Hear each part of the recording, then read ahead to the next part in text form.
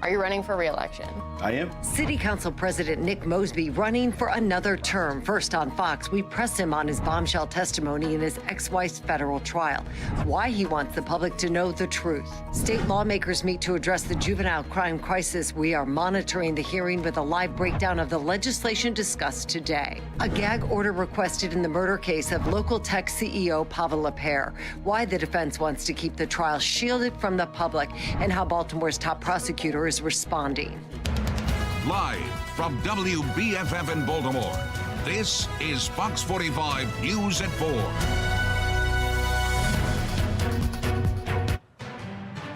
And we come on the air with some breaking news. A special counsel report finds President Biden deliberately retained classified information from his vice presidency when he became a private citizen. But the chief executive will not face any criminal charges, and neither will anybody else.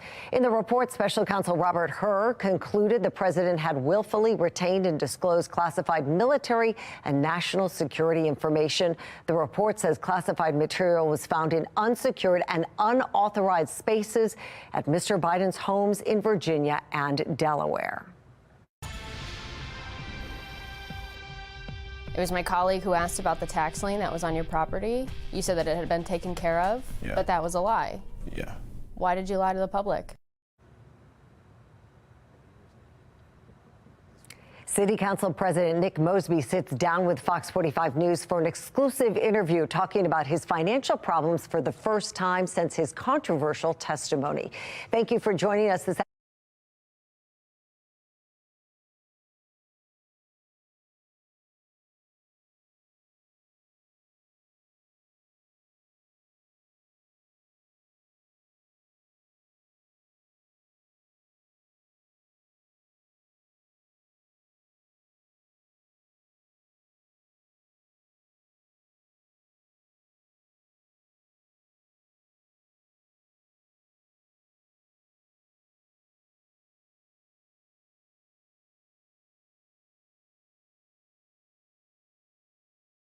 In the bank. They can raise all the money in the world that they want. They don't have the legislative record that I have.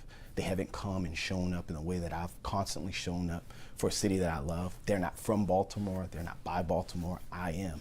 And I think voters really see that and see through that. They also didn't get on those stand under oath and admit to lying to the public. Correct. So that, I mean, that takes a lot because you don't have to. I didn't plead the fifth. I got on stand. I was a man of what happened 10 years ago. I talked about it, and I think that that was my duty. I've been responsive and transparent throughout that entire process, but I did not have to be. I did that because it was the right thing to do. Can the voters trust that you won't lie to them again? I think the voters do trust that and know who I am. They know my integrity. They know my character. Well, listen, I give Nick Mosby credit for sitting down, talking to you. It was an exclusive interview today.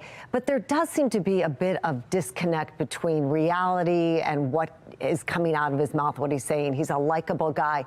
But do you think voters are really grappling with how can a guy who can't manage his own finances manage the city's finances? Yeah, that definitely is what I'm hearing in the community. We continue to hear from people all across Baltimore who are raising some serious questions, especially after what we heard come out during his testimony about the charitable donations. And now we've seen the photos of the bags of mail that were left unopened, right?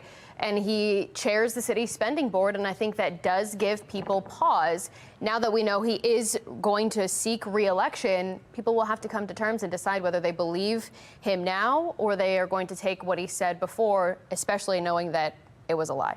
He wants to move forward, clearly. He said, what is he going to focus on for the rest of his term at this point before the election?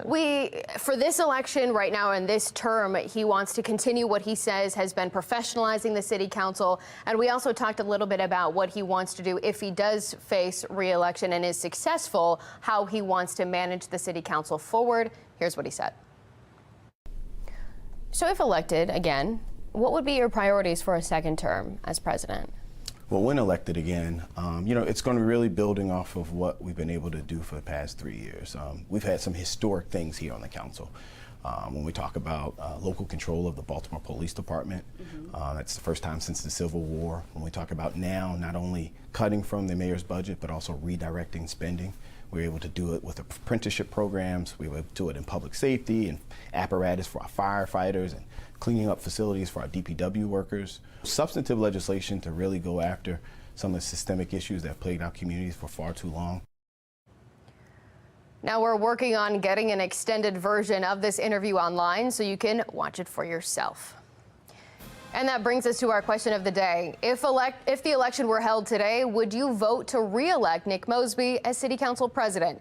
This poll just opened. Head to our website at foxbaltimore.com/vote to make your voice heard. A new juvenile crime plan taking center stage in Annapolis today. Lawmakers holding hours of heated debate on a slew of new measures aimed at addressing the uptick in young people falling victim to and committing crime. Following 4 straight hours of testimony, that meeting is still going on. Fox 45's Rebecca Pryor joins us live from the State House now with more on what's being discussed. Rebecca.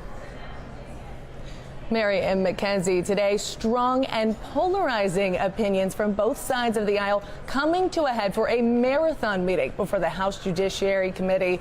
Today, some of those lawmakers, they're saying that this bill would be a step backward from the recently enacted juvenile reform laws. Others arguing it doesn't go far enough. Heavily debated over the last 4 straight hours of testimony is what crimes children under the age of 13 can and cannot be charged with. Under the current reform laws, only legally designated crimes of violence can be prosecuted. Under this new legislation, auto thefts, sexual assaults, fire offenses, and animal abuse cases could also be prosecuted. In a heated exchange, Delegate Charlotte Crunchfield claiming harsher consequences would do more harm than good, but Delegate Luke Clippinger defending the change that his bill would bring.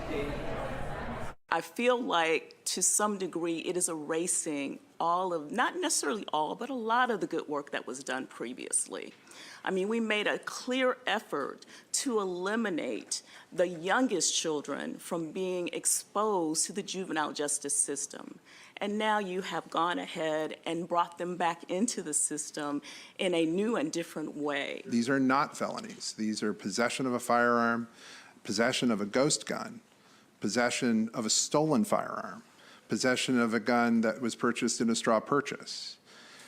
These are the kinds of crimes where if you have a 10 or 11 or 12-year-old, that we as a state, I believe, would look at those cases, those alleged cases, and say, what on earth is going on? Now, another major point of contention stems from the data driving this proposal. Lawmakers questioning why DJS claims juvenile crime is on the decline, while police and prosecutors say the opposite. Today, state's attorneys from Baltimore City, Montgomery County, and Prince George's County giving their reasoning for the discrepancy, blaming a breakdown in communication. Both things can be true. If you want to look at overall numbers and say there's less kids getting arrested, I'm going to tell you in Montgomery County that might actually be true. But when it comes to violent crime and the crimes that people care about, the numbers are exploding. In Baltimore City, we have a juvenile holding facility that the officers will go and take, it's like a regular adult jail, so to speak. And the officer may take the juvenile there, DJS will be there, and they'll say, okay, we're not going to proceed. That officer may take that child back to their parents. So we would never know anything about this. I think one of the things that this bill does is says, hey, let's have this oversight committee to ensure that everybody is on the same page. I think that helps tremendously. Now, again, after 4 long hours of testimony, this discussion surrounding this bill still ongoing today. Clearly a very hotly debated topic, a top concern for many lawmakers here in Annapolis. We're going to head back in to learn more, and we will have more debate coming up at 5. But for now, reporting live in Annapolis, Rebecca Pryor, Fox 45 News. We are following more breaking news today, this time out of Howard County. A school bus has rolled over in Columbia. These are live pictures from our sister station from Washington, D.C. The bus was carrying students from Hammond Middle School. It is not clear yet if anyone was hurt. You can see the bus, though, did go off the roadway. Again, Fox 45 News will keep you updated both on air and online, but a bus rolling off the road there in Columbia, Howard County, on its side. I'm looking at the scene right now. We see many firefighters there. I don't see children, but we see one stretcher and maybe somebody on the ground as we're just getting our first look at some of these live pictures. Again, we're working to find out if any students are injured, if the bus driver is injured, and how this all happened. Again, the students were from Hammond's Ferry School. We'll continue to go back to this breaking news throughout our newscast so we can bring you more information. Well, pumping the brakes on a controversial plan for redevelopment in Baltimore County. What's holding up the process as residents speak out? All right, another day in the books, and it has been a very nice one. 50s dropping to the 40s tonight under clear skies. As we head into tonight, it will be chilly, but not too cold, around 38 degrees. Our weather headlines, we've got a lot coming. We're continuing this big warm-up, talking about some weekend showers before a storm system hits next week. Will that be a rain or winter weather storm system? We'll try to answer that for you coming up.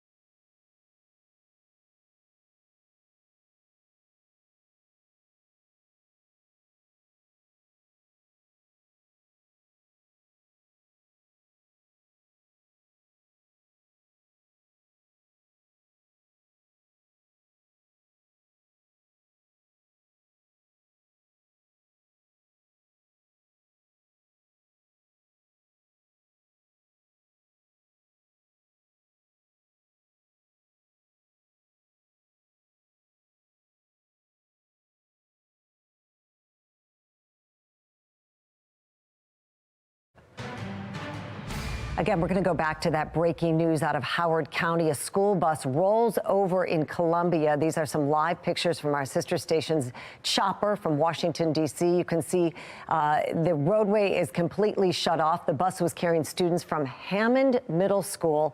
It's not yet clear if anyone was hurt. This happened about 3:30 today. Fox 45 News will keep coming back to this and give you updates as we learn. Well, city leaders are doubling down on the controversial group violence reduction strategy. GVRS has been under the microscope since critics began questioning its effectiveness. Jeff Abel is live with the city's plan to expand the program. Jeff, what are you learning? Well, as you know, the city launched GVRS here in the Western District some 2 years ago, and it targets and offers services to those who could have the potential for committing crime or could become victims of crime. Well, from the beginning, critics have questioned its effectiveness. And today, the mayor put the programs and the program's director ran to GVRS's defense, claiming that the program is responsible for reducing homicides in this Western District by 25% in its first year and a half of operation. But by the end of last year, the Western District had become the deadliest district in the city, leading all other districts with 41 homicides last year. Today, the mayor insisted GVRS is not to blame.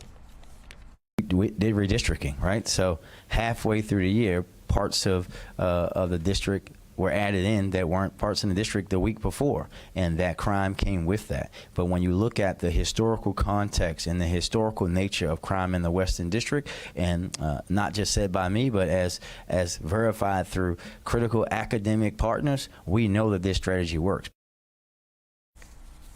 The city has since expanded GVRS to the central and southwestern districts. Today, the city announced plans to now expand it into the eastern district by spring. We're live. Jeff Abel, Fox 45 News. Good evening, and well, it's been another one that we can at least say we've enjoyed. It's been easy to handle. The temperatures have finally come up a little bit where we can enjoy being outside a little more. You may have only needed at best a light jacket this afternoon. 50s across the area now, and as we move through tomorrow, we're going to see more of the warmer air creeping its way in. So it's looking good over the next couple of days, save for some clouds. We saw some of the high clouds today, but I think tomorrow we'll say 60 degrees or so is on tap. Now the next round of warmer weather still to come here as we move into Saturday. Now this is trying to show 70s. That is a little bit overblown. I think we can put it comfortably in the low to mid 60s for your Saturday, but the deal is there's going to be some rain showers around. We're going to be tracking that just to our west right here. There is one storm system back here, and it's going to be pushing our way, bringing us at least a chance of some light rainfall. Now the first one is right here. As it approaches, it's only going to bring mostly cloud cover because it starts to fizzle out as we move into your Friday. But Saturday, another one on its heels, bringing us a chance for a little bit of light rainfall. It's not going to be particularly heavy that we're seeing right now, but it could knock our temperatures back. It may make you a little damp out there. It's just one of those things that we're just going to have to sort of grin and bear it. But for Saturday, with temperatures reaching 60 degrees, I think that'll make it a little easier to handle. Now, we're going to be talking about this a lot more in the coming days. A stronger storm system is likely to move into the area as we move into early next week. More likely, we're going to see it into a Monday night to Tuesday event. The question is this going to be a rain or snowmaker? Rainmaker, absolutely. Snowmaker is still up for debate, but there is some possibility here, and we're going to be watching it carefully. Some of our data is trying to put us in the snowfall. Other pieces of data that we're looking at, other models, are showing nothing. So we've got a lot to go through here. We have high confidence of that storm system happening late Monday into Tuesday. Rainy and windy conditions will be likely, but some wet snow is still a possibility right now, but we have very low confidence in that. We will be having very specific adjustments to that forecast in the coming days, so stay tuned. In the meantime, you'll definitely see some showers possible on Saturday. As we move into Monday and Tuesday, that's when we'll see those impacts coming in. We'll be updating you along and along. And back to that breaking news out of Howard County after a school bus goes off the roadway and rolls over in Columbia. The bus was carrying students from Hammond Middle School. You're taking live looks right now. We are told emergency personnel are evaluating students for injuries, but so far, none of the injuries appear to be life-threatening. Fox 45 News will keep you updated both on air and online.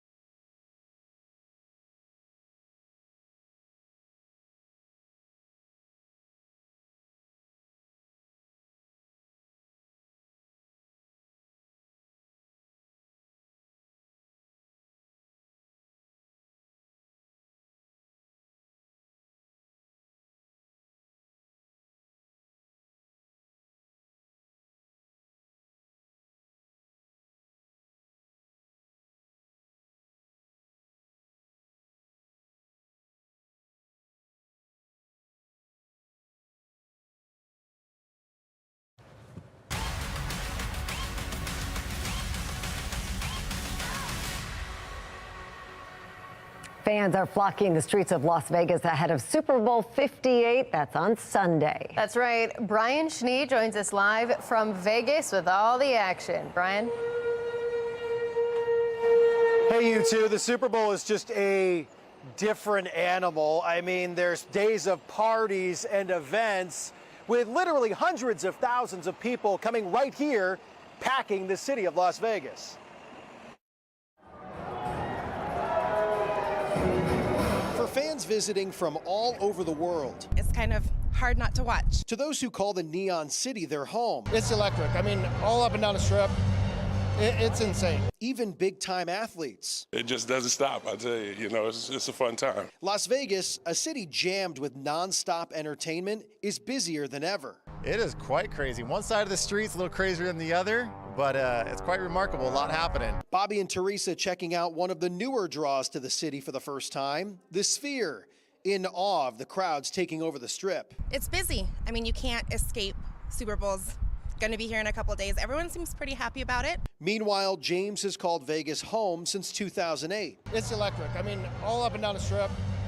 It's insane. This is so cool. I mean, yeah, way best event that we've had in Vegas ever, I think, really. So when we say busy, just how many people are flocking to Las Vegas for the Super Bowl and pregame festivities? Compared to last fall, the Formula One Grand Prix with more than 300,000 people in town and a roughly $1 billion jackpot for the local economy.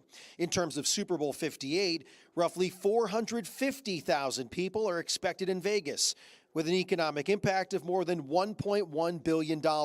Even from NFL star Donovan McNabb's perspective, the Super Bowl was destined for the brightest lights. A game here of this magnitude in Vegas, what's that like? Super Bowl is always fun. It's an opportunity for you to fulfill your dream, hopefully hope up that trophy at the end, and get hit with the confetti. This kind of event was made for Vegas. Really, we were meant to do this. Caesars Entertainment believes this will be the biggest event in the history of Las Vegas. Live in Sin City, Brian Schnee, back to you. Back to the breaking news out of Howard County. A school bus has gone off the road and rolled over in Columbia. This happened on Old Columbia Road around 3:30 p.m. on the bus ride home. The bus was carrying students from Hammond Middle School. We're taking some live looks over the scene right now. We're told emergency personnel are evaluating students for injuries, but so far, word from the scene is none of the injuries appear to be life-threatening. Fox 45 News will keep updating you both on air and online.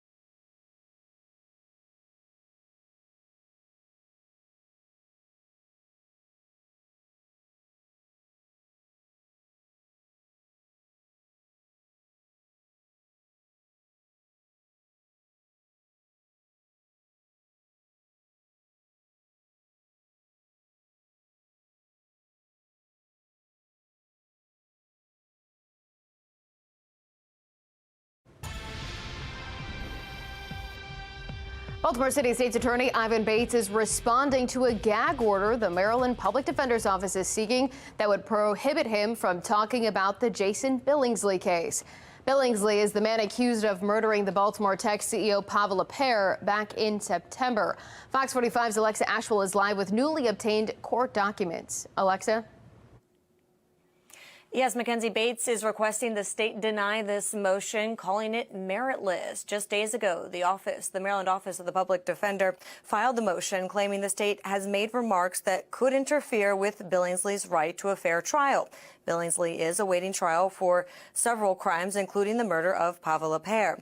LePere's death has inspired proposed legislation, House Bill 301, or the Pavel Marie LePere Act, that the city state's attorney openly backs. Just 2 days ago, Bates testified before the House Judiciary Committee in support of the legislation.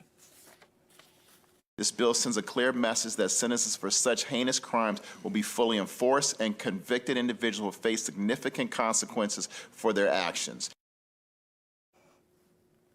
Now, Bates released this statement saying, as the state's attorney for Baltimore City, it is my duty to identify holes in the law and offer thoughtful options that could better protect the residents. This is the job the people of Baltimore elected me to do. The Pavel Marie LePere bill is common sense legislation that would better protect the vulnerable residents of our city.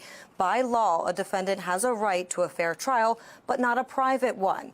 While it is disheartening that the Office of the Public Defender would go to such lengths to shield this case from public scrutiny, it is just highlights the critical importance of the legislation. A decision is now in the hands of a judge. A legal expert weighs in at 5:30. Alexa Ashwell, Fox 45 News. We have some more breaking news coming into our newsroom. A juvenile is injured after a shooting in Lansdowne. Police say it happened along the Twin Circle Way around 4 o'clock this afternoon. The juvenile shot has been brought to a hospital. The victim's condition is not clear right now. Fox 45 News does have a crew on the way to the scene. We'll bring you updates as we learn them. And again, we're going to take another live look at the bus incident in Howard County. A school bus went off the road around 3:30 today in Columbia. It happened on Old Columbia Road. The bus was carrying students from Hammond Middle School. And we are told emergency personnel are evaluating students for injuries right now. So far, none of the injuries, though, appear to be life-threatening. And we'll keep you updated on air and online as we continue to get more information on this accident. The Baltimore County Council has some big decisions to make. They're considering legislation that could open the door to more development across the county, including at the Lutherville Station, where a large apartment complex is being proposed. Fox 45's Jessica Babb is live for us now, showing us that they are hitting some snags. Jessica? Well, the Baltimore County Council was supposed to vote on the master plan earlier this week, which essentially provides a guide for development in the county. But that vote was pushed back into the end of the month. That means in a domino effect, Bill 324, which would rezone certain abandoned and dilapidated areas like Lutherville Station, has also been pushed back. In the meantime, some community members say more development in the area could put a strain on schools that are already overcrowded. At the Lutherville Laboratory, just down the street from the Lutherville Station, where a large apartment complex is proposed. This portable is sitting outside, a symptom of too many students. There are students in trailers and they don't have enough teachers. The facilities themselves are failing. Based on this Baltimore County Public Schools survey, Lutherville Laboratory's enrollment is sitting at 104%. Not far from Lutherville Station, Hampton Elementary is sitting at 117%. Timonium Elementary, 124%.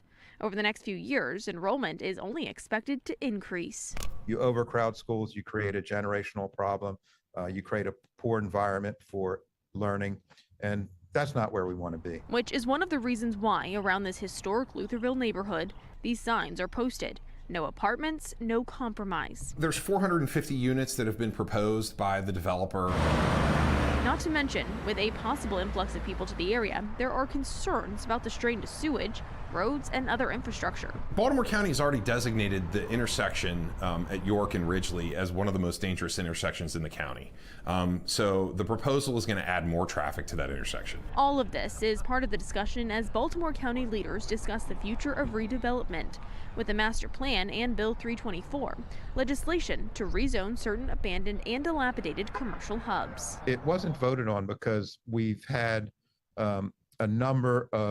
we've got some pretty substantial amendments. Bill 324 should come after the master plan. The county council votes for both pushed back. A lot is riding on that legislation. Not only would it make it easier, it would give them the ability to build totally unimpeded as a matter of right. I asked County Executive Johnny Olszewski's office about his response to the concerns, if he would support a smaller development, and his plan to address infrastructure issues and school overcrowding if the development does go through. Since Olszewski was in D.C. today, a spokesperson from his office said that they pointed to previous comments of his saying that those concerns with school overcrowding and infrastructure would be addressed through the development process. Now, the Baltimore County Council is scheduled to vote on the master plan February 20th and the rezoning bill on March 4th. Live in Baltimore County, Jessica Babb, Fox 45 News. Today, Governor Wes Moore released his administration's state plan for 2024 with the mission to leave no one behind. The plan is centered around 10 priorities. Those include ending child poverty in the state and setting students up for success. We care about education. We care about making sure that our schools are getting the supports and the resources that they need. We want to make sure that education is going to be the pathway to long-term economic success and long-term competitiveness for our state. We have to invest in it clearly, and we have to use data and metrics to be able to show that it's working. The governor also says his plan focuses on creating an equitable, robust, and competitive economy and connecting Marylanders to jobs. Our economy needs to be competitive. We've got to make sure we are triggering economic growth. Because right now, for the past 5 years, you cannot tell me, in the past 5 years, Maryland's economy had grown by 0.2%. The average state in this country has grown by 7.5%. They're moving faster than us, guys. And that is intolerable. The plan also focuses on creating safer communities, something that has been at the center of the discussion in Annapolis during this year's legislative session, especially when it comes to juvenile crime. We still have very real work to do. Because frankly, not one of us is going to be satisfied until these numbers are zero, right? So we will always have work to do. Other priorities in the plan include making the state a desirable and affordable place for everyone, advancing infrastructure to connect all Marylanders to opportunities and each other, ensuring world-class health systems, making the state a leader in clean energy and the greenest state in the country, and making Maryland a state of service.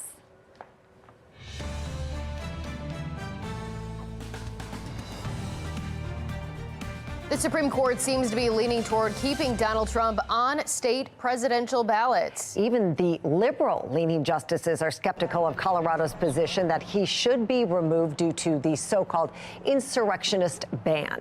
While they discussed what qualifies as an insurrection and whether or not Trump is considered an officer, the key sticking point appears to be the power of states and what would happen if states could start kicking candidates off ballots in every election. I think that the question that you have to confront is why a single state should decide who gets to be president of the United States. It'll come down to just a handful of states that are going to decide the presidential election. That's a pretty daunting consequence. 8 of the 9 justices suggest they are open to some of the arguments Trump's lawyer is making. Donald Trump says he's confident in the Supreme Court after listening to arguments today over whether he's eligible to stay on state presidential ballots. You're leading in the country by a lot, and can you take the person that's leading everywhere and say, hey, we're not going to let you run? You know, I think that's pretty tough to do, but I'm leaving it up to the Supreme Court. The former president praises his legal team's arguments in court and defends his comments after the January 6th Capitol riot, arguing he spoke peacefully and patriotically and told everyone to go home. Trump calls Colorado's case more election interference by Democrats. The head of Colorado's Republican Party is confident after today's arguments over whether Donald Trump is eligible to be on the state's presidential ballot. We are glad that it's gotten to this point so that we can get some clarity for our nation. Donald Trump is a qualified candidate. Well, Colorado is one of 2 states that disqualified Trump from the ballot. At least 30 other states also had challenges, but several of them were tossed or paused as the case made it up to the U.S. Supreme Court. And while the high court seemed to lean toward keeping Trump on the ballots, we don't have a ruling yet. Democrats in the state say it's a matter of preserving democracy. I'm hopeful the justices will look at the facts with an open mind and make a big decision for the United States to protect our democracy from the danger of another Trump candidacy and another Trump presidency. It is unclear when we will know the court's decision, but justices say they are trying to act quickly. And that brings us to our national question of the day. Should states have the ability to ban candidates from the ballot? So far, I think it says 87% of those who voted say no. Head to foxbaltimore.com/vote. Click on the Pulse tab. And the results are in for Wednesday's national question of the day. We asked, who would be better at being competent and effective as president? 74% of you said Donald Trump. 26% said Joe Biden. We continue to follow the breaking news out of Howard County. A school bus goes off the road and rolls over. Right now, you're looking at some live pictures from our Sinclair sister station out of D.C. Their chopper is up above it. Happened on Old Columbia Road around 3:30 today at dismissal time, really. The bus was carrying students from Hammond Middle School. Again, we are told several students, this is updated information. We are told several students are hurt, but none appear to be seriously hurt, and no students were trapped on the bus. Rescue crews were able to get them off the bus as soon as they arrived on scene. Fox 45 News will keep you updated both on air and online. Senators taking on the high cost of prescription drugs. I'm Atrell Nashar on Capitol Hill with how pharma is fighting back and what it all means for what you pay at the pharmacy. A lot of changes on the way as we get closer to the weekend. Some you're going to love. We're going to see temperatures warming up to the 60s. Others we'll have to be watching carefully. We've got a storm system that's going to start taking shape out to our west, and our rain chances are going to be going up, and we may even be talking about the possibility of some snowfall around here again. We'll have to go over all of that coming up.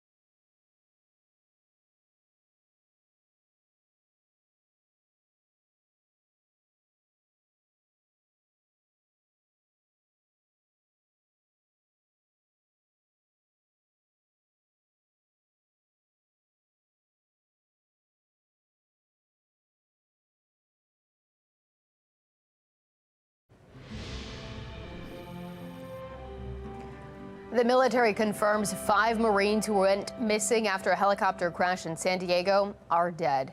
Military officials say the helicopter crashed during the stormy weather in the mountains outside San Diego Tuesday night. The helicopter was returning to an air station in San Diego after a training exercise in Las Vegas. The names of the Marines were not immediately released. We are hearing from President Joe Biden on the tragedy. In a statement, he says, quote, "Jill and I are heartbroken at the loss of 5 U.S. Marines whose aircraft crashed during a routine training mission," adding, "We extend our deepest condolences to their families as we grieve the loss of 5 of our nation's finest warriors." CEOs of 3 of the biggest pharmaceutical companies appearing on Capitol Hill to explain why Americans pay so much more for prescription drugs than people in other countries. National correspondent Atra El-Nashar reports on the steps Congress is considering to bring down the cost at the pharmacy. For too many Americans, the drugs prescribed to them by their doctor are out of reach. The cost of prescription drugs, it's like a bag of heavy rocks. The CEOs of Merck, Johnson & Johnson, and Bristol-Myers Squibb appearing before senators Thursday to defend their prices and why Americans pay so much more than other wealthy nations for the same drugs. Johnson & Johnson charges Americans with arthritis $79,000 for Stelara, when that same exact product can be purchased for just $20,000 in Canada. Do you agree that the United States is paying for innovation for the rest of the world? Yeah, that seems pretty much it. According to CDC research published last summer, more than 8% of adults 18 to 64 skipped their necessary prescribed medication because of the cost. Those in fair or poor health and those with disabilities were about 3 times more likely to go without. We're focusing on prices today, but we also need to think about innovation as a way to fix the problem. Lawmakers of both parties grilling the CEOs for spending more on stock buybacks and dividends than developing new drugs. What the solution is, that's where Congress is split. What do you say to your constituents who cannot afford their prescription drugs? I totally agree with that. But the one thing that we got to understand, it takes a lot of money to come up with new drugs. We need to ramp up the number of drugs that are being negotiated. We need to make sure that Medicare is getting a fair price. Drug makers blame pharmacy benefit managers, or PBMs, who serve as intermediaries between insurance, pharmacies, and pharmaceutical companies, calling them out in ads like this. I don't make as much money off this one. Hope you feel better. Both sides spent tens of millions of dollars last year lobbying Congress, according to public filings. I think the healthcare lobbies are the strongest back home in our own states and out here in D.C. It's done little to help the 1 in 4 Americans who, according to Kaiser Family Foundation, say it's difficult to afford their medication. On Capitol Hill, I'm Atra El-Nashar reporting. The road to the big game is sponsored by Royal Farms. Not everyone attending a watch party for the big game is actually there for the game. Many companies have already released their ads that will air during the game in what has become advertising's biggest night of the year. Of course, they don't come cheap. The going rate for a 30-second spot this year reported to be $7 million. This year, ad experts say the trend is to avoid controversy and play it safe. Among those releasing ads this year, TurboTax and Reese's, as well as Google. Budweiser is also bringing back its iconic Clydesdales and Labrador Retriever. More than 100 million people are expected to tune in on Sunday. Oh, watching the Super Bowl is always a tough thing. I never know when's a good time for a bathroom break because the game's on or then the commercial break. You miss something great. You got to go 3.5 hours without it. Oh, it's a tough time. I know. First world problems. It's a gorgeous day out there. Happy Thursday. Everyone has been enjoying temperatures a lot warmer. We're up to 51, but we already reached the mid-50s across the area. We do have the clouds. That's the one thing you probably have noticed. Not quite as bright and sunshiny out there as it's been before. Tonight's going to drop down to around the mid to upper 30s, so not quite as cold. Look at tomorrow, though. Low 60s on tap. Not bad. We're looking better. We have still a decent amount of sunshine. Friday, we're going to be thickening up the clouds a little bit further, but we should still reach the 60s. This is trying to show mid to upper 60s. I think middle 60s is probably pretty close to where we'll end up.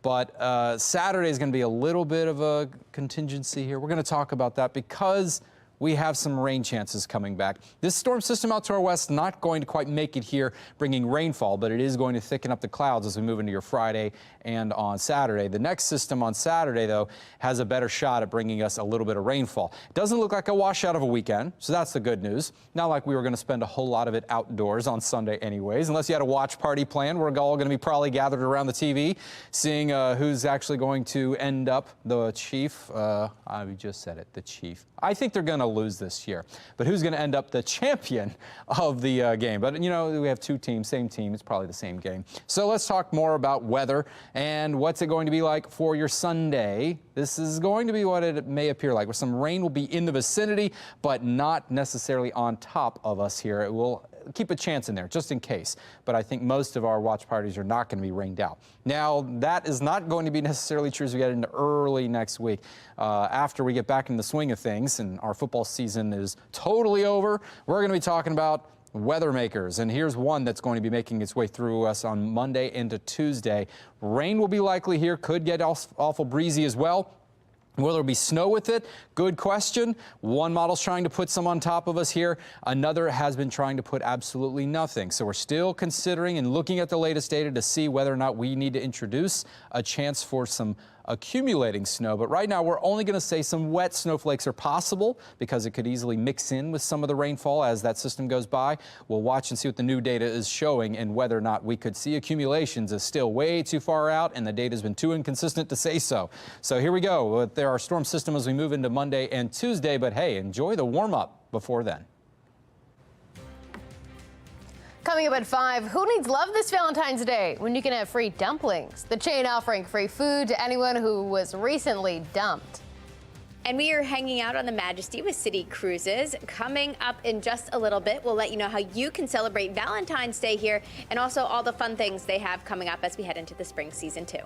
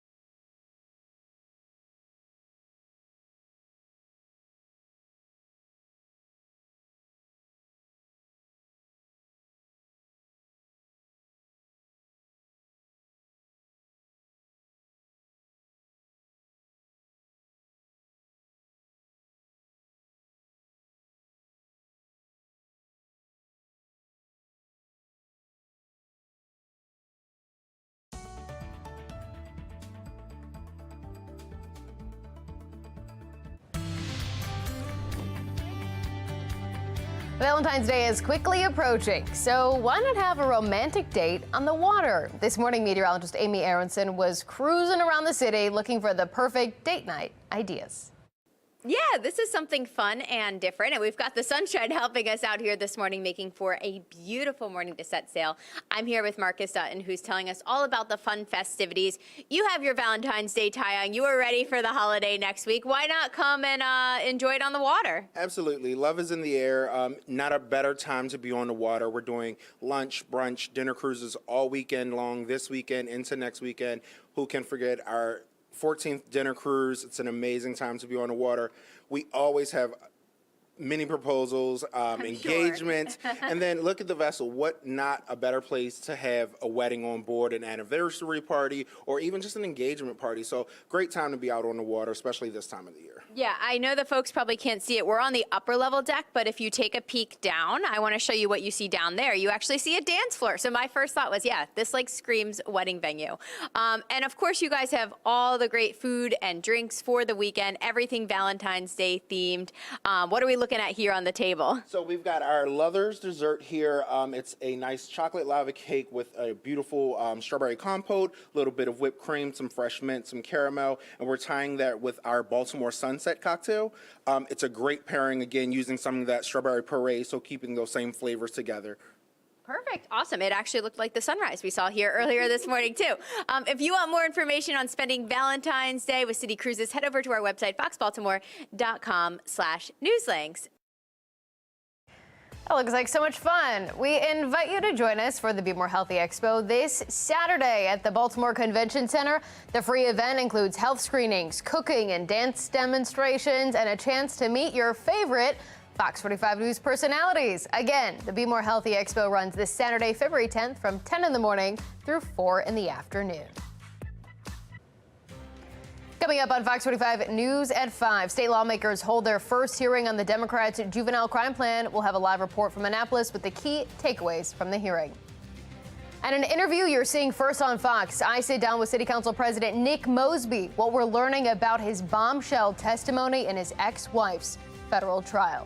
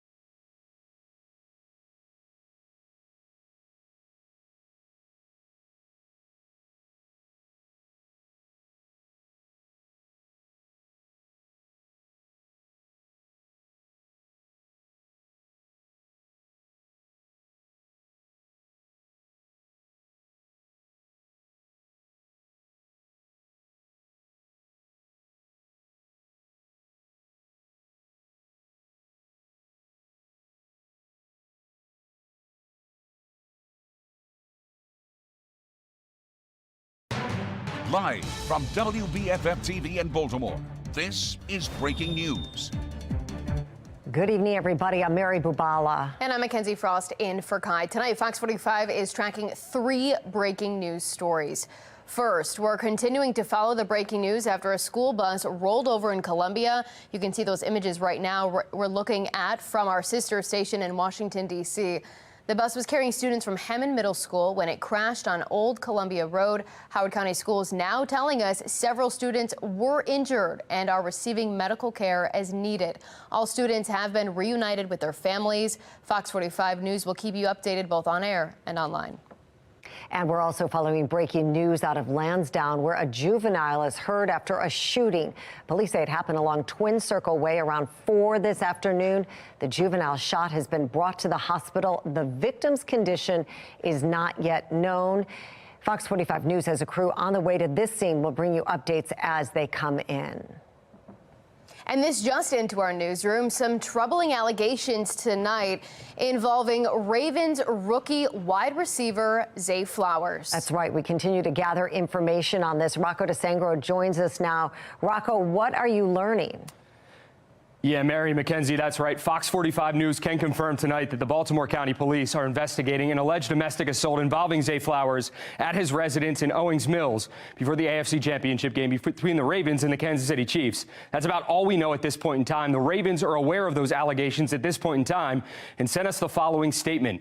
This statement from a Ravens spokesperson, it reads, quote, "We are aware of the report regarding Zay Flowers. We take these matters seriously and will have no further comment at this time."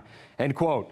While Flowers has not been charged with a crime, the Ravens have a zero-tolerance policy when it comes to domestic violence. It will be an interesting offseason for the team and this incident, especially considering the past. Guys. I mean, we made a clear effort to eliminate the youngest children from being exposed to the juvenile justice system. And now you have gone ahead and brought them back into the system in a new and different way. A new juvenile crime plan taking center stage in Annapolis today. Lawmakers holding hours of heated debate on a slew of new measures aimed at addressing the uptick in young people falling victim to and committing crime over the last year.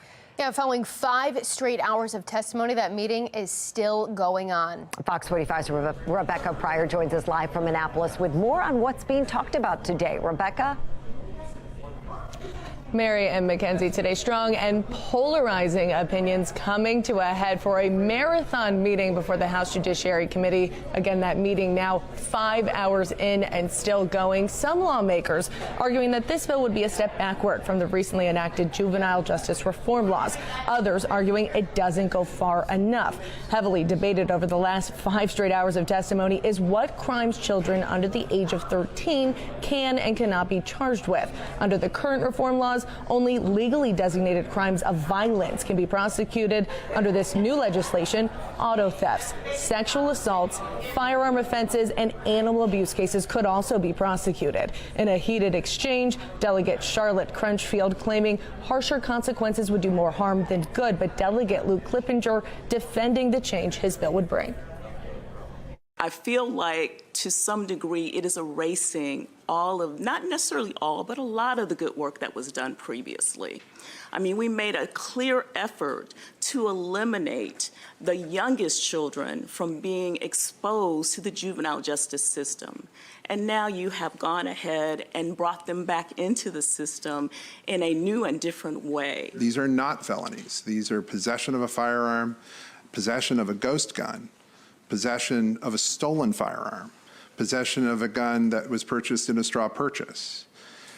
These are the kinds of crimes where if you have a 10 or 11 or 12-year-old, that we as a state, I believe, would look at those cases, those alleged cases, and say, what on earth is going on? Now, Delegate Crunchfield's argument was also echoed by the Maryland Public Defender's Office, who claims that this legislation would attack marginalized communities. But again, other lawmakers pushing back, saying victims of these crimes deserve justice and accountability. We need to ground the conversation in the fact that these are little boys of color who historically have been adultified. I appreciate what you're saying about these are little boys of color. But Mrs. McKnight's child was a little boy of color. All communities deserve justice. We want that violence to stop as well. Now from here, it is still up in the air whether or not lawmakers will make amendments to this bill based on the arguments that were happening here today. This was simply a discussion about the bill. No vote is going to be held. Time will tell if we see any changes and if this bill does or does not move forward. But for now, reporting live in Annapolis, Rebecca Pryor, Fox 45 News. Rebecca, thanks. As we mentioned, one of the priorities from the crime plan focuses on extending probation for young offenders.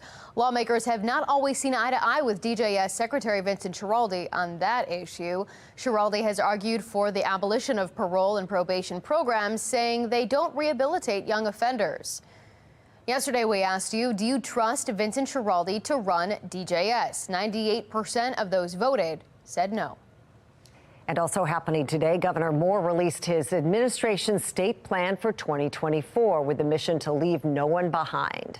The plan is centered around 10 priorities. Those include ending child poverty in Maryland and setting up students for success. We care about education.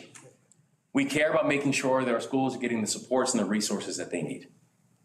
We want to make sure that education is going to be the pathway to long-term economic success and long-term competitiveness for our state. We have to invest in it clearly, and we have to use data and metrics to be able to show that it's working. The governor also says his plan focuses on creating an equitable, robust, and competitive economy and connecting Marylanders to jobs.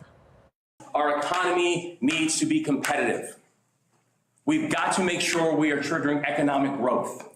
Because right now, for the past 5 years, you cannot tell me, in the past 5 years, Maryland's economy had grown by 0.2%. The average state in this country has grown by 7.5%. They're moving faster than us, guys. And that is intolerable. The plan also focuses on creating safer communities, something that has been at the center of discussion in Annapolis during this year's legislative session, especially when it comes to juvenile crime. We still have very real work to do. Because frankly, not one of us is going to be satisfied until these numbers are zero, right? So we will always have work to do. Well, other priorities in the plan include making the state a desirable and affordable place for everyone, advancing infrastructure to connect all Marylanders to opportunities and each other, ensuring world-class health systems, making the state a leader in clean energy and the greenest state in the country, and making Maryland a state of service. It was my colleague who asked about the tax lien that was on your property. You said that it had been taken care of, but that was a lie. Yeah. Why did you lie to the public? City Council President Nick Mosby sits down with Fox 45 News for an exclusive interview talking about his financial problems for the first time since his controversial testimony. First on Fox, Nick Mosby agrees to an interview with me. And after, we walked over to the Board of Elections where he filed his paperwork seeking a second term. We asked Mosby about tax problems that he's had in the past, his lies about a tax lien, and why he's asking voters to trust him now. In his city council president office, Nick Mosby agreeing to talk about his testimony during his ex-wife's federal mortgage fraud trial. It was my colleague who asked about the tax lien that was on your property. You said that it had been taken care of, but that was a lie. Yeah. Why did you lie to the public? Well, at the time, I still didn't realize that there was a formal tax lien. I mean, it's a lot of complications with the way it was actually entered, but it was a personal matter, and I should have addressed it as a personal matter. So I regret that, and I think I've said that, and I'll constantly say that. So it's an opportunity for me to grow and learn from that. You remember when I brought you a copy of the tax lien? Everyone has seen the video. Correct. Did you believe that that was real, or did you believe that I was lying when I had a copy of it that day? So that was after I was on a radio show where a reporter, who was the only reporter, I guess, in town who had it, put it out on Twitter. And that sequence of events happened after that. But you told me that you didn't deny the existence of a tax lien that day. Again, I still didn't know there was a tax lien other than from that reporter. So I guess the concern was I didn't know how real what he had put out there or how he got it. But several competent attorneys, tax attorneys, couldn't find it. We found the tax lien at the courthouse, where it was publicly available. During his testimony, federal prosecutors alleged Mosby claimed charitable donations that weren't real. Prosecutors say in 2014, Nick Mosby claimed $21,000 donated to charity. The same year, he was $18,000 behind on mortgage payments and his car was repossessed. In 2015, prosecutors say 15 grand was claimed as a charitable donation when he was nearly $10,000 behind on his mortgage and tens of thousands of dollars behind in taxes. Did you give the 20-some thousand dollars to charities over the years when the federal government says you didn't? Taxes are a personal matter. I use a paid professional tax preparer to do my taxes. I'm not a tax preparer, so I've been open and honest throughout this entire process. That information has been with the federal government for several years now.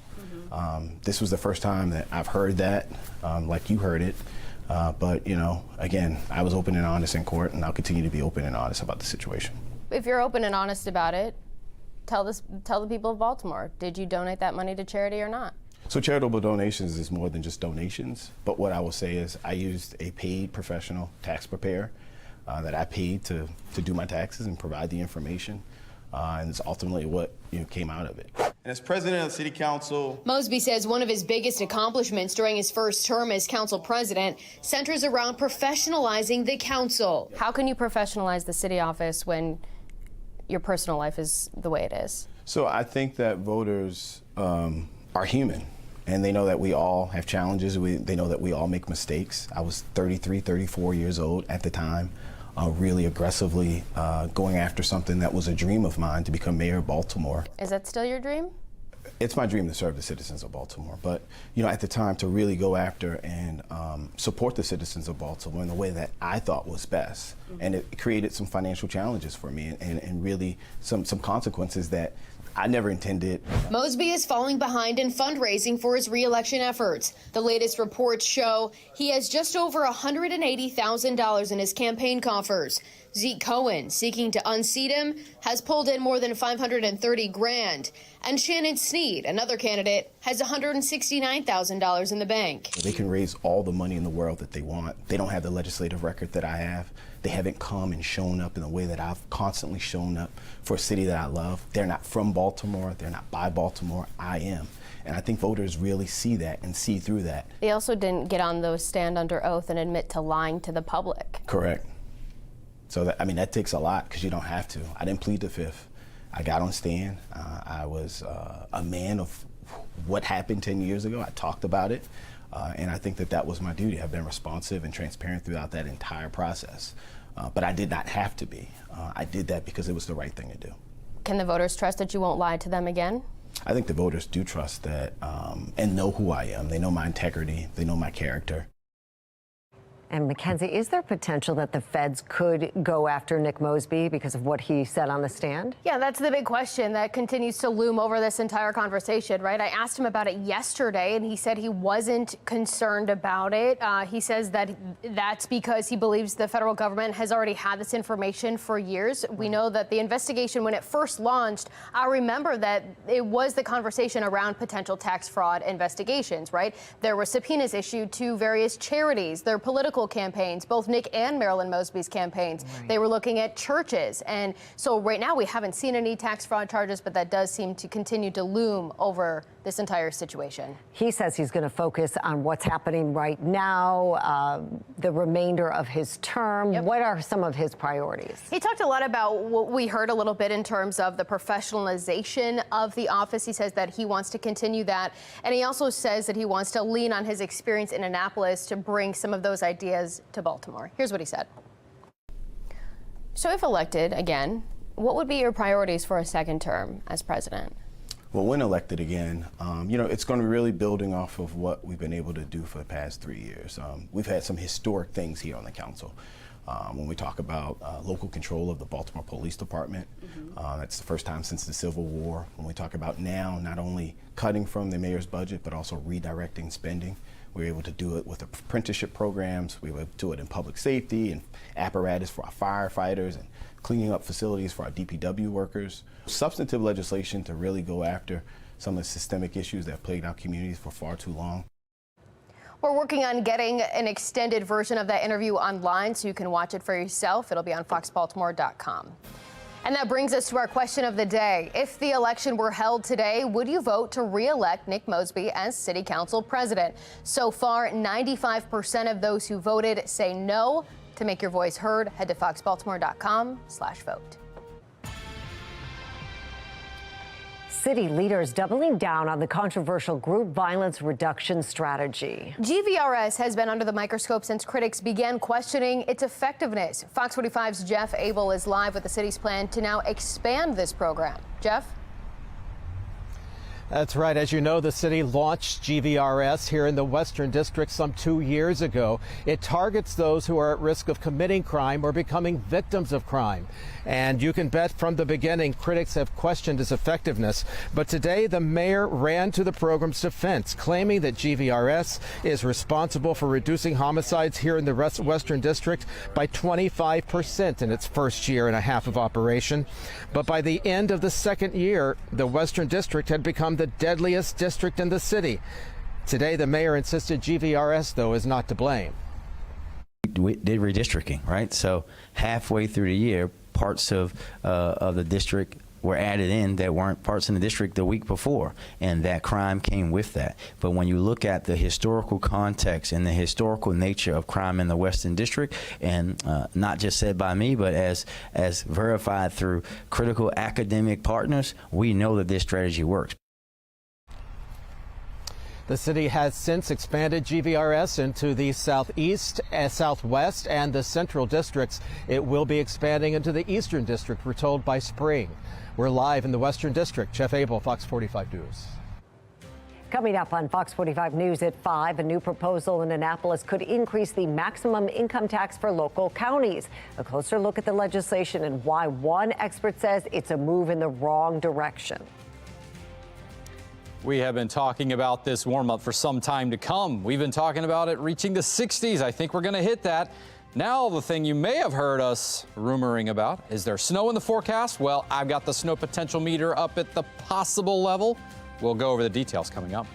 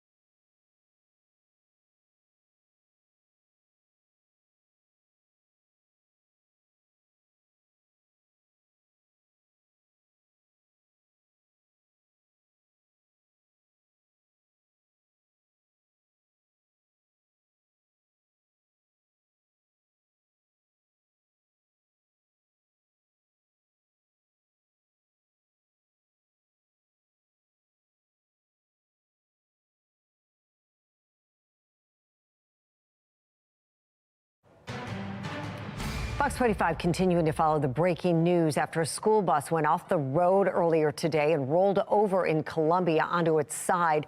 Right now, you're looking at video from our Sinclair sister station out of Washington, D.C. They were up above this accident today. The bus was carrying students from Hammond Middle School when it went over on Old Columbia Road.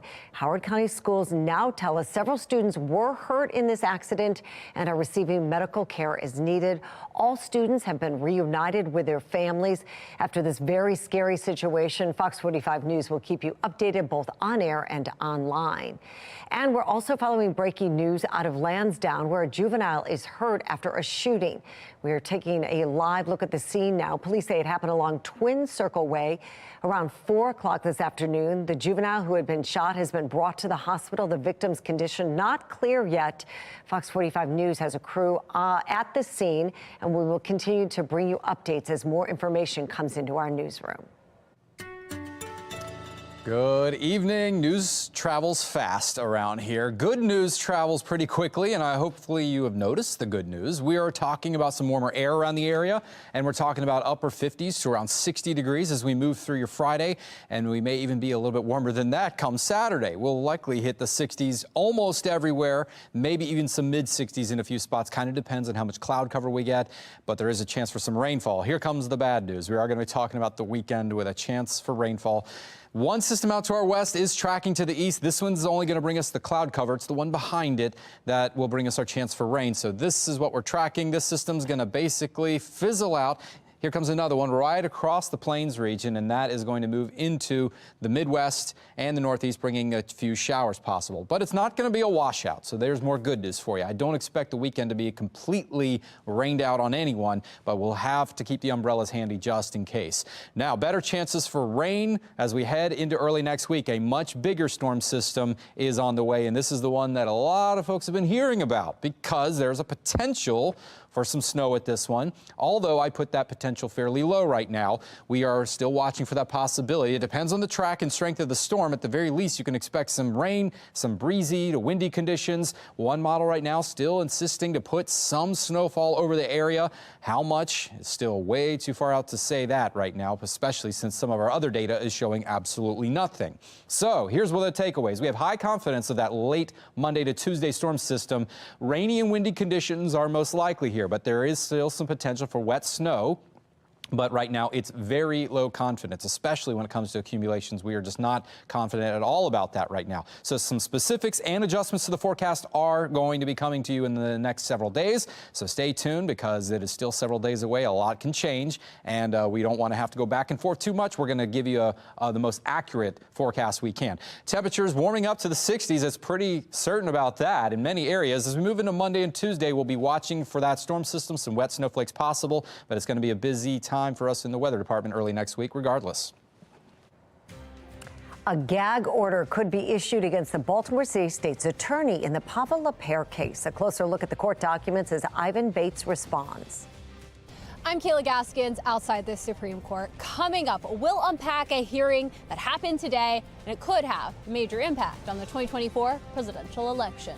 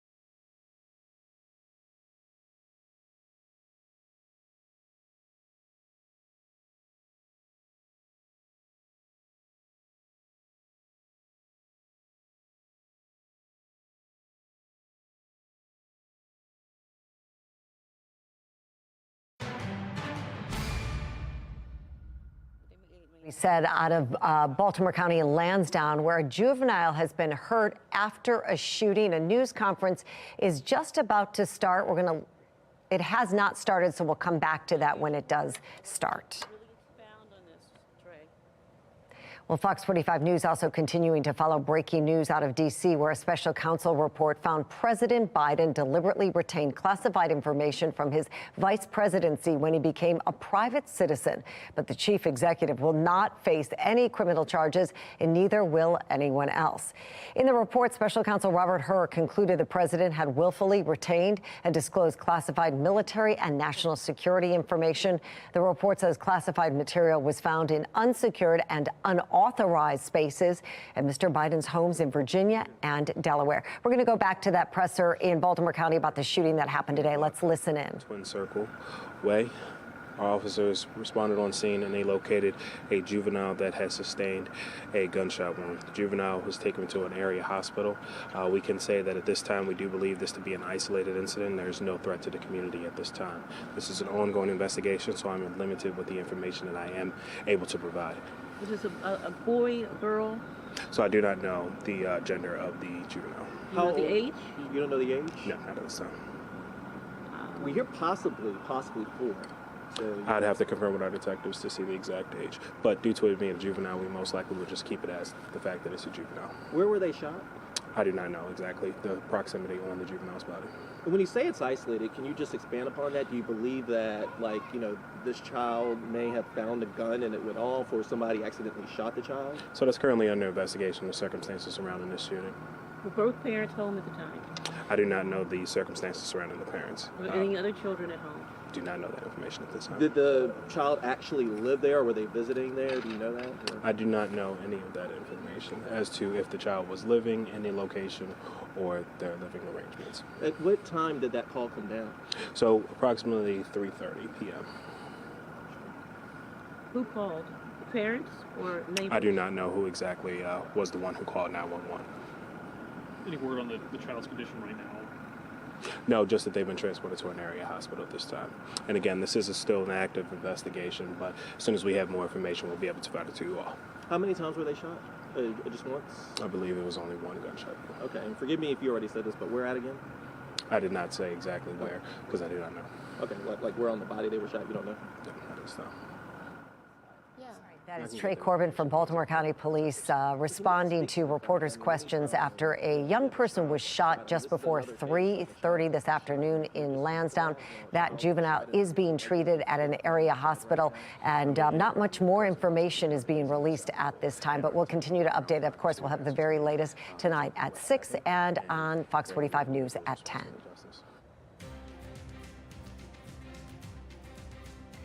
More breaking news as we learn Baltimore County Police are investigating allegations of domestic violence against Ravens wide receiver Zay Flowers. Rocco DeSangro will join us with what we know right now. Pumping the brakes on a controversial plan for redevelopment in Baltimore County. What is holding up the process as residents speak out?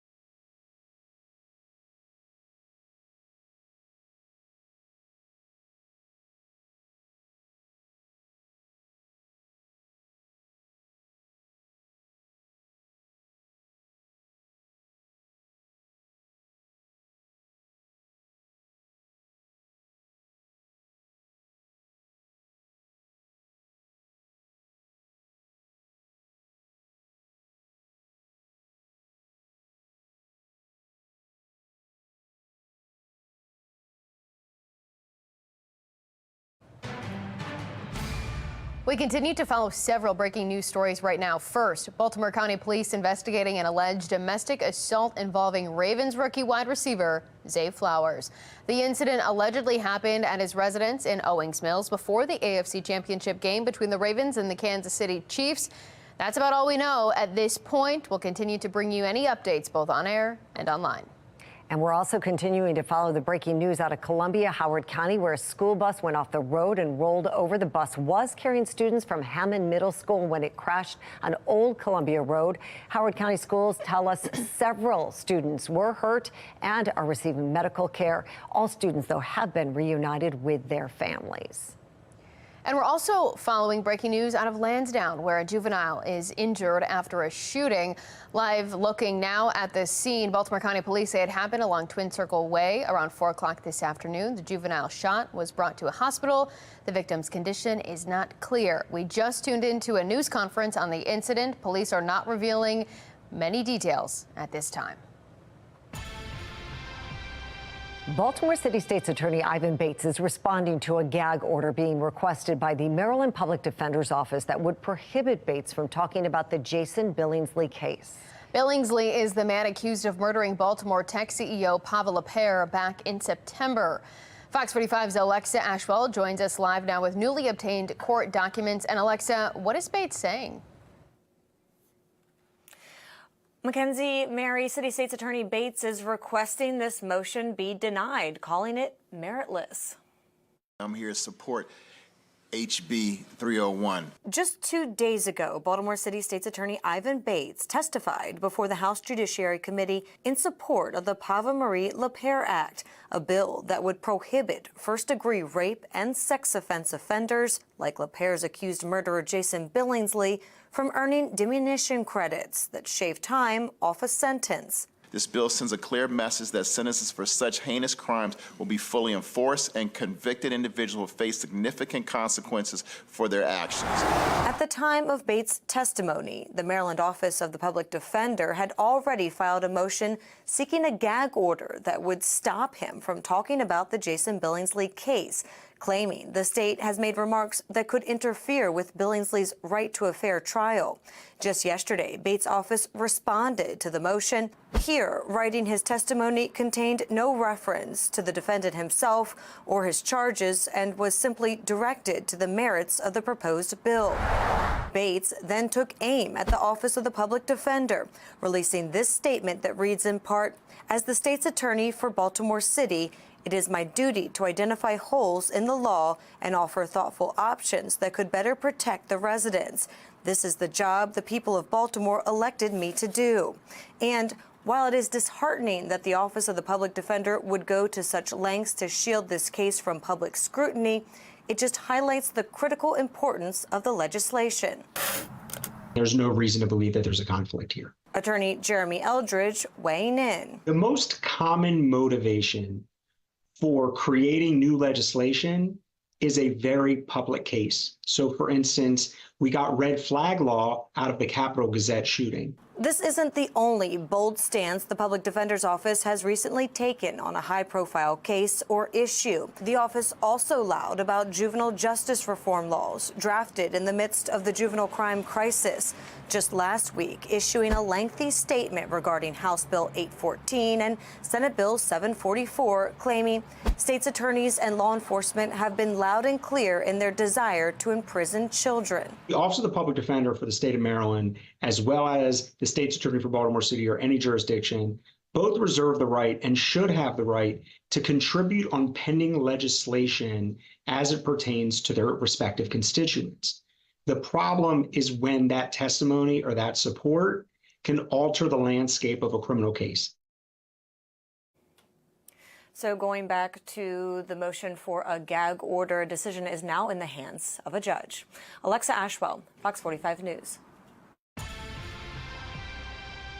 Is a significant problem, and it's going to impact people at the voting box in November.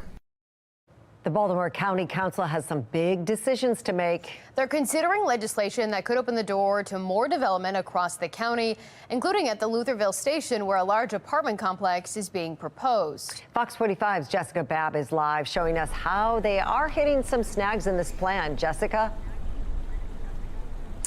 Baltimore County Council was supposed to vote on the master plan earlier this week, which provides a guide to development in the county, but that was pushed back to the end of the month. As a domino effect, Bill 324, which would rezone certain abandoned and dilapidated areas like Lutherville Station, has also been pushed back. In the meantime, some community members worry that more development could put a strain on school systems already overcrowded. At the Lutherville Laboratory, just down the street from the Lutherville Station where a large apartment complex is proposed, this portable is sitting outside, a symptom of too many students. There are students in trailers and they don't have enough teachers. The facilities themselves are failing. Based on this Baltimore County Public Schools survey, Lutherville Laboratory's enrollment is sitting at 104%. Not far from Lutherville Station, Hampton Elementary is sitting at 117%. Timonium Elementary, 124%. Over the next few years, enrollment is only expected to increase. You overcrowd schools, you create a generational problem, you create a poor environment for learning, and that's not where we want to be. Which is one of the reasons why around this historic Lutherville neighborhood, these signs are posted. No apartments, no compromise. There's 450 units that have been proposed by the developer. Not to mention, with a possible influx of people to the area, there are concerns about the strain to sewage, roads, and other infrastructure. Baltimore County has already designated the intersection at York and Ridgely as one of the most dangerous intersections in the county. So the proposal is going to add more traffic to that intersection. All of this is part of the discussion as Baltimore County leaders discuss the future of redevelopment. With the master plan and Bill 324, legislation to rezone certain abandoned and dilapidated commercial hubs. It wasn't voted on because we've had we've got some pretty substantial amendments. Bill 324 should come after the master plan. The county council votes for both pushed back. A lot is riding on that legislation. Not only would it make it easier, it would give them the ability to build totally unimpeded as a matter of right. I asked County Executive Johnny Olszewski's office about his response to the concerns, if he would support a smaller development, and his plan to address infrastructure issues and school overcrowding if the development does go through. Since Olszewski was in D.C. today, a spokesperson pointed to previous comments of his saying that school and infrastructure capacity would be addressed as the development progressed and as the process continued. The Baltimore County Council should be voting on the master plan February 20th, and they should be voting on the rezoning bill March 4th. Live in Baltimore County, Jessica Babb, Fox 45 News. Jessica, thank you. Well, also affecting local counties tonight, a new bill being proposed in Annapolis that would increase the maximum income tax. Fox 45's Megan Gillen has a closer look at this legislation and why one taxpayer expert says it is a move in the wrong direction. A new bill in the Maryland legislature would increase the maximum income tax that local counties could levy, raising it from 3.2% to 3.7%. Taxpayer watchdog David Williams joined us live on Fox 45 Morning News to talk about what's in this bill and who would be affected by it. A simple bill could have really big ramifications for income earners in the counties. And right now, the income tax is capped in each county at 3.2%. Now, this bill, as you said, wants to raise that to 3.7%. What is the rationale for this legislation here? Simply to raise money, and is that a good way to do it? So I think the rationale is to raise money, and we know that the counties are really under the gun when it comes to the Kerwin Commission and the extra funding that they have to pay for a Kerwin Commission. But this could have the opposite effect, because what's going to happen is if you're a county and you raise it to 3.7%, that means in total, because the state already has an income tax of almost 6%. So now it's going to be 9% income tax, and people may leave the county, may leave the state. Some other states have tried it. What's the experience for them? Awful, really bad.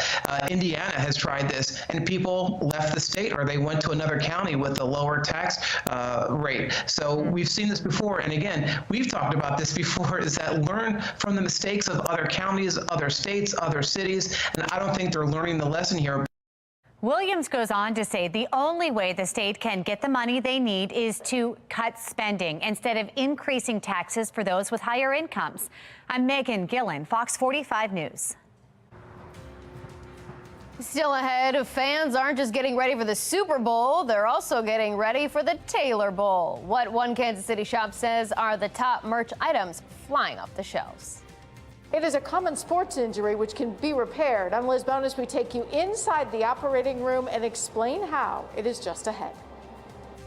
All right, Super Bowl weekend is upon us. We will have some warmer temperatures to come your way, but also some showers for your weekend. We're going to track that, but talk about what's going on next week. A much bigger storm system to come. Will it be rain or will it be winter weather? We'll have a look.